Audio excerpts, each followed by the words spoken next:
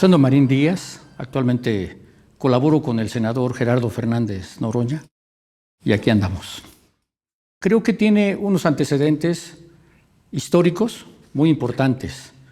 Primero, por la razón de que todo el andamiaje jurídico en diferentes etapas del desarrollo de la humanidad está en función de la clase en el poder.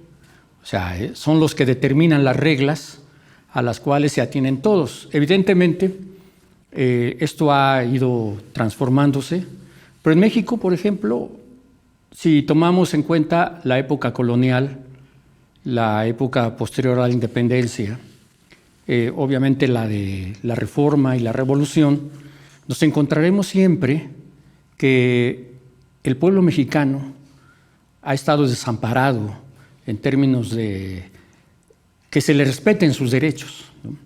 Entonces, ese es un antecedente muy importante. O sea, la gente, por ejemplo, en la colonia, los pueblos indígenas tenían que recurrir al rey si acaso les tomaba en cuenta para disputar tierras que generalmente estaban presionadas por todos los criollos y los peninsulares, pues para apropiarse de ellas. Entonces era una batalla de nunca terminar. Y eso obviamente siempre estaba a favor de, obviamente de quienes dominaban en ese momento. Es decir, esta parte es algo que no podemos quitar del asunto.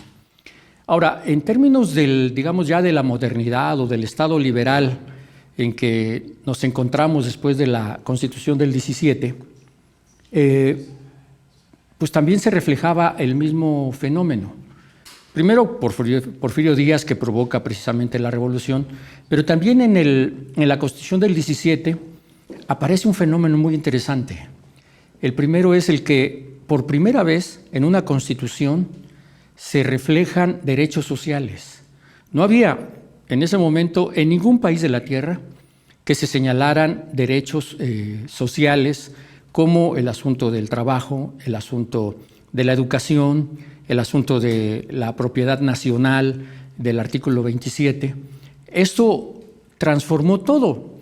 Y me refiero porque pareciera que México es un país que se desarrolla a la par que cualquier otro y a veces desconocemos esta parte original de México, que fue la Constitución del 17 fue anterior a la Constitución del 24, que cuando se forma la Unión Soviética, que entrega a la clase trabajadora todas las propiedades y demás, que finalmente ese experimento político-social desaparece, pero en el caso de México subsiste, aunque es masacrado de manera muy importante a partir de las reformas de 1992, con Carlos Salinas de Gortari y demás, o sea, todas las reformas neoliberales, donde el Poder Judicial juega una parte esencial.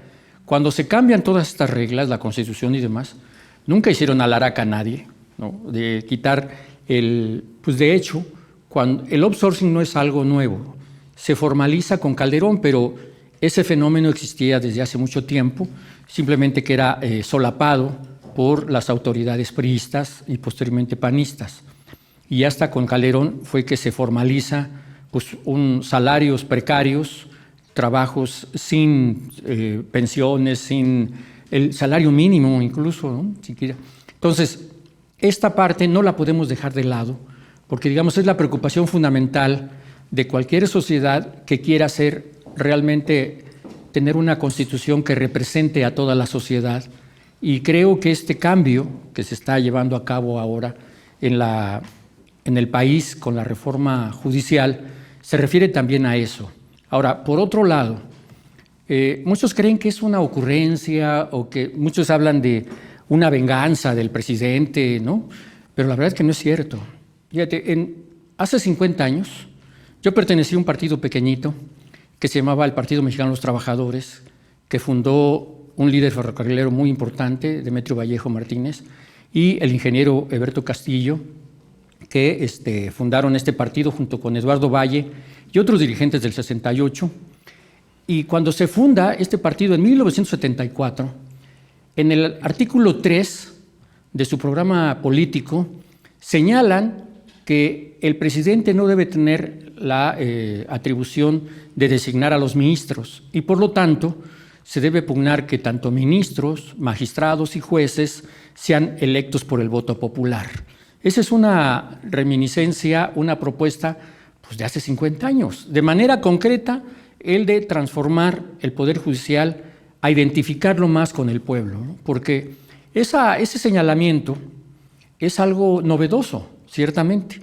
Existen fórmulas en Estados Unidos y en otros países donde se eligen en algunos, digamos, niveles a los juzgadores, pero en el caso de México va a ser el conjunto del Poder Judicial, lo cual le da una característica parecida a 1917, que innovamos una manera, una parte de los tres poderes, ¿no? Pero también con una significación, que es la participación del pueblo. Y además hay que aclarar, porque hay mucha gente confundida que señala que un albañil, dijo una diputada, ¿no? Dijo, hasta los albañiles van a poder ser jueces, ¿no? Y es obvio que ni siquiera leen la iniciativa, pues, ¿no? Y claro que hay requisitos, hay condiciones. Es una elección indirecta, porque es a propuesta de una serie de órganos que van a hacer una especie de, digamos que, de búsqueda para que se presenten una buena cantidad de las personas que se inscriban ya propiamente a la elección, ¿no? Pero quien va a determinar ciertamente esto van a ser los ciudadanos en todo el país quienes decidan esto. Y a mí me parece que es justo porque, mira, la verdad es que cuando la gente le preguntas del Poder Judicial o esta campaña que hizo la derecha, tú te preguntas, a ver, ¿qué referencia tienen las personas respecto al Poder Judicial, ¿no? Cuando no las defiende, por ejemplo, decíamos acerca de las reformas que destruyen todos los derechos sociales que se habían implantado en 1917, en 1992 con el régimen de Carlos Salinas de Gortari, nadie dijo nada, o sea, y le quitaron derechos porque fue la educación pública ya no se hizo obligatoria desde de la preprimaria al posgrado, pasando por la universidad, sino se cortó hasta la secundaria, lo cual lo vemos ahora, o sea, la gran cantidad de jóvenes que no tienen acceso ni a las escuelas de medio superior ni a las universidades es reflejo de eso, que hay que consolidar una nueva propuesta que el presidente a través de las universidades del bienestar y otras acciones ha tratado de paliar, pero esa parte hay que recuperarla de manera absoluta. Bueno, la entrega de los recursos naturales al extranjero, tampoco hicieron nada el Poder Judicial porque no comparten eso. Entonces, cuando nosotros vemos que este poder que se dice independiente y preocupado no hace nada cuando se están afectando los intereses de la mayoría del pueblo, ¿qué referencia puede tener las personas frente a eso? Le están quitando educación, no les quitaron educación, les quitaron la propiedad de la tierra, la propiedad de la nación, el asunto del trabajo. Ellos aprueban que los trabajadores puedan ser contratados por hora, por día, por semana, por mes, sin derecho al seguro social, sin derecho a la pensión, sin derecho a... Y esto lo hicieron de la manera más impune y no hicieron nada. ¿Qué identidad puede tener un ciudadano cuando los trabajadores, campesinos y demás son la mayoría frente a un poder que es un poder muy, digamos, además de insolente, sin ninguna mínima preocupación sobre la condición social de la gente en México? Entonces, porque es el neoliberalismo el que produjo toda esta parte, ahora se quejan, dicen, ¿cómo es posible que Andrés Manuel haya concitado el apoyo de una mayoría tal que le permita tener al movimiento que encabeza las 2/3 partes? Pues eso, o sea, durante el neoliberalismo, ¿qué identidad podía tener la gente? Con nadie, o sea, ¿quién habla de sus problemas? ¿Quién habla de su situación económica? ¿Quién habla de su situación educativa, de su cuestión en la salud, etcétera? Nadie. Pues obviamente que la gente no puede tener ninguna referencia frente a ello. Y ahora, cuando aparece un presidente con una preocupación social inmensa, ¿no? Porque todo el mundo dice, no, pues es que son programas insignificantes, pero la verdad, México, en los últimos 40 años, la pobreza había aumentado de manera sistemática y permanente. Hoy, el presidente puede enorgullecerse, y nosotros también, de que 9.5 millones de personas hayan salido de la pobreza. Y fue por el salario, fue por los programas sociales, por todas las acciones que hizo este gobierno. Evidentemente, esto pues, transforma toda la opinión frente a un gobierno sensible, frente a otros, incluso otros poderes, que no tienen la menor preocupación sobre los intereses de las personas. Así que, pues esa es la explicación más exacta. Escuchamos en los medios, no han entendido esa parte. Ellos siguen sosteniendo, ¿cómo es posible que lograron la sobrerepresentación y demás cosas? Cuando ya se ha dicho hasta la saciedad que la sobrerepresentación no la hicimos nosotros, ya estaba. Incluso una propuesta de la izquierda ha sido permanente, la de la representación proporcional pura. El presidente hizo esa propuesta en la primera, ahora sí que en el plan A, y la oposición en su flojera de no atender ninguna oposición, más que preocupación de no aprobar lo que proponía el presidente, la desechó. Hoy se quejan cuando se usaron los mismos mecanismos que ellos instauraron en la ley y se preocupan ahora. No fue... Y fíjense, también dicen otra cosa, además de falaz, tramposa, porque dicen, el INE le dio la sobrerepresentación al movimiento, el tribunal aprobó la sobrerepresentación. No, ellos eran defensores del INE, defensores del tribunal y que no los tocaran y demás, cuando ellos hicieron lo que estaba plasmado en la ley, en la Constitución, pero además otra cosa. En diciembre del año pasado, el INE presentó las reglas como se iban a distribuir, en su caso, tanto diputaciones como senadurías. Y no dijeron nada, porque además en su ensoñación siguieron pensando que ellos iban a ser mayoría o que iban a creerse, o sea, como consultan las encuestadoras que ellos mismos pagan, creen que lo que están mandando a hacer para que digan lo que ellos quieren, creen en eso cuando todas las encuestas, pero deja eso, o sea, el ánimo popular, tú lo veías, era, pues la verdad que era gigantesco el apoyo que tenía el movimiento y que pues, se reflejó el 2 de junio, cuando de manera apabullante le dan un respaldo al movimiento y obviamente a nuestra ahora presidenta electa, Claudia Sheinbaum, que creo va a tener unas herramientas ahora sí conjunto, porque esa es la otra parte que no se plantea frente a las reformas, particularmente la reforma judicial, que el Poder Judicial fue un instrumento de los empresarios, de la oposición, incluso lo vemos ahora con los reclamos de la Embajada de Estados Unidos o de intereses extranjeros que se oponen a que ese poder se reforme. Y se oponen pues, porque estaba a su servicio, ¿no? Todo el mundo lo sabe y es vergonzoso, pero hay jueces, los narcos tienen sus jueces, los empresarios tienen sus jueces, los poderes fácticos en México tienen sus jueces, magistrados y ministros, mientras que el pueblo está desolado. Cerca del 80% de los encarcelados, de los detenidos, de los presos en México, no tienen una sentencia.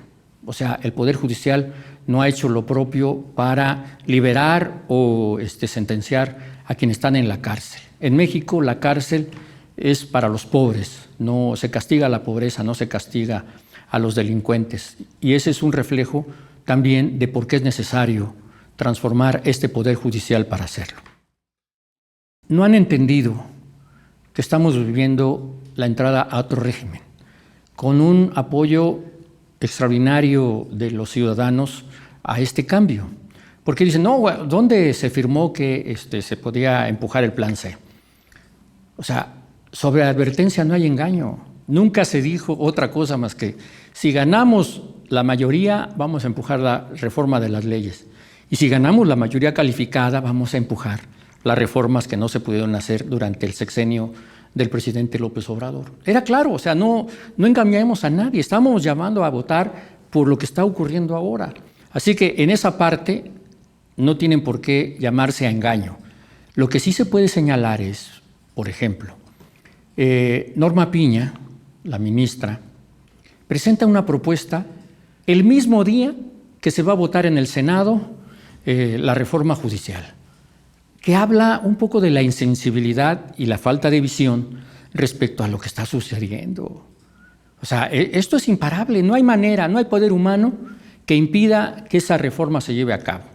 Amén de que, bueno, los amparos, o sea, cuando dice, está expresamente señalado por la ley de amparo que no existe ningún amparo para una reforma constitucional. No, es para el procedimiento, dicen ellos, por favor. Pues es la reforma, es parte del conjunto de la reforma. Sin embargo, obviamente, como tienen una gran experiencia en chicanas, en trampas, que han desarrollado durante todo este periodo, pues van a tratar de hacer eso. Pero francamente creo que van en declive, y además la otra, que hay que señalarlo, a los trabajadores del Poder Judicial, que no se van a tocar sus derechos, que no se van a tocar. Se van a cambiar a jueces, a magistrados y a ministros, sin ninguna duda. Y eso que no quepa duda. Pero eso no implica que todo el conjunto de trabajadores del Poder Judicial van a además otra, tampoco van a terminar en vano los ejercicios que tengan jueces, magistrados y ministros. Se les va a liquidar conforme a la ley. Tan es así que ellos saben que va a ocurrir este fenómeno de su salida, que hace unos días el Poder Judicial aprobó que se puedan jubilar no a los 65, sino a los 55 años.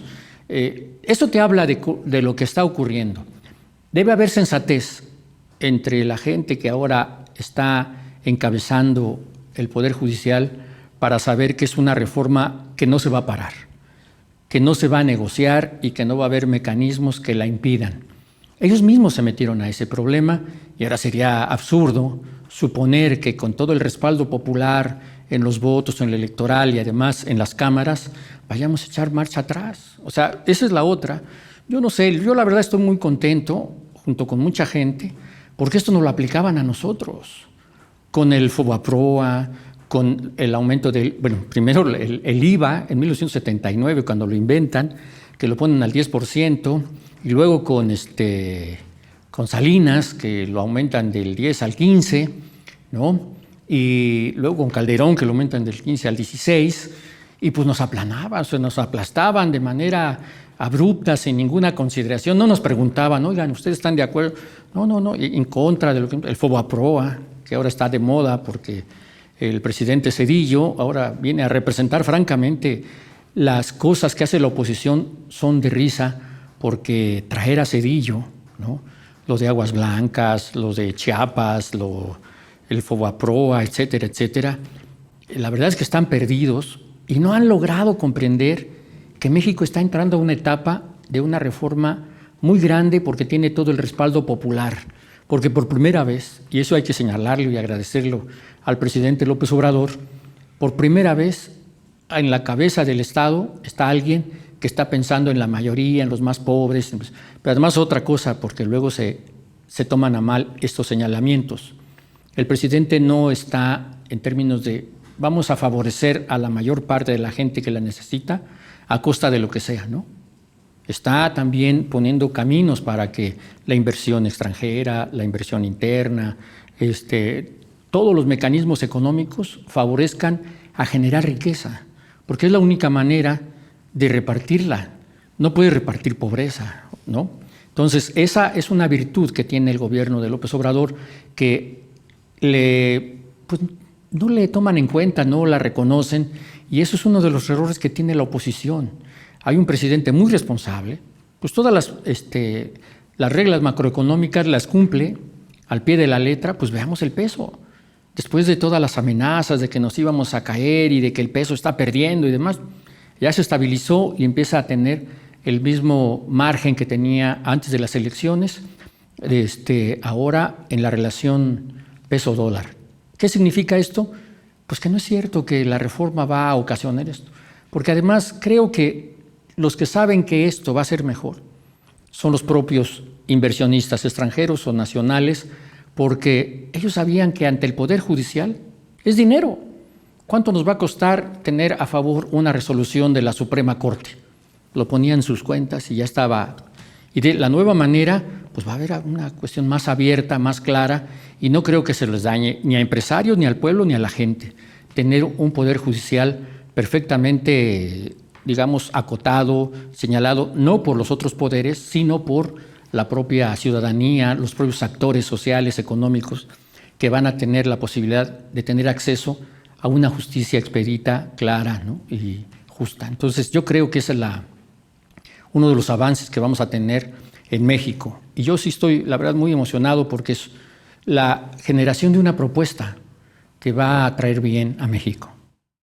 Queremos invitar a todo mundo a que tome la señal de la 4TV para informarnos de manera objetiva, clara, todo lo que ocurre con las acciones que llevan a cabo todos los miembros del movimiento, porque es uno de los canales, uno de los conductos mejor informados y donde participan los actores que están llevando a cabo los cambios en México.